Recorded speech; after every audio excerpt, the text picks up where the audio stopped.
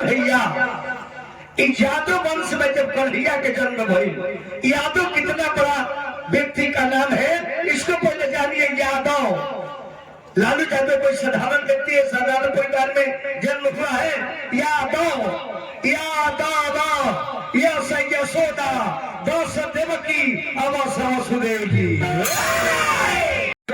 नाम कोई तो बिहार के बेटा सारण कमिश्नरी के माली श्री लालू प्रसाद यादव।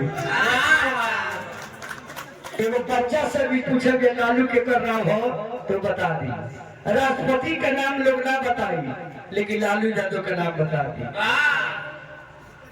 देश पूरा यादव से नहीं, पूरे समुदाय के लोग से निवेदन बा, परिवर्तन कीजिए, बिहार में विकास के लहर को बढ़ाइए। और माई बहन के जन योजना बा 200 यूनिट फ्री बा, जो दिल्ली में फ्री बा वो बिहार में फ्री हो जाता है।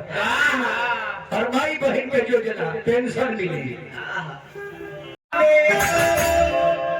अरे देवते वही संजाने, अब हमारी बड़ी पवन के आन हो, लालू यादव शाह